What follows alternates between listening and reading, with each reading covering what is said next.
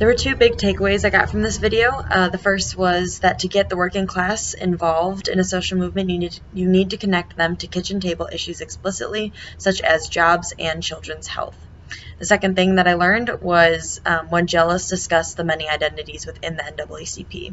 This opened my eyes to the importance of understanding that there are different identities in a social movement and that you should try to be as inclusive as possible. So, in regard to the first thing that I learned about getting the working class involved, Jealous talked about this in regard to the pollution in Black communities due to industrialization and how that was affecting children's health and how that really motivated people to get involved in the social movement.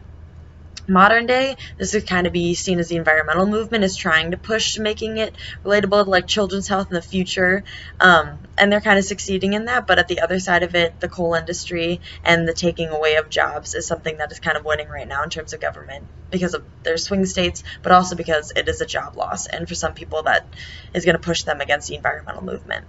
In terms of social movements as a whole, jobs are always a good way to get people to care. Another example is the Tea Party movement that pushed for abolishing collective bargaining because it was taking away jobs, and that was something that motivated people to get behind that social movement, amid a bunch of other issues as well.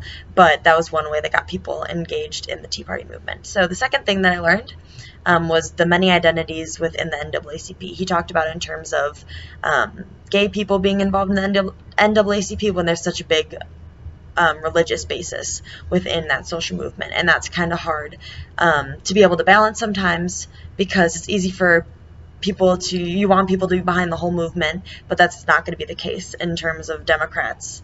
Not all of them are going to be pro-choice, but the people running are normally going to be pro-choice. That's obviously, of course, not the case, but understanding that there's going to be a wide range of people within your social movement, and you need to be able to appeal to as much of them as you can, but you also need to keep pushing toward your core values. And he talked about that the NAACP is fighting for racial equality, but it's also fighting for human equality. And so for them, it makes sense to include the LGBTQ community. So for some people, they're obviously not going to enjoy that, but for the NAACP, it is the best to be inclusive because that's what their core values are pressing toward. So that part really opened my eyes to what social movements need to do to be able to get as many people on board with their message. And those are the two things I learned, and I really enjoyed this video.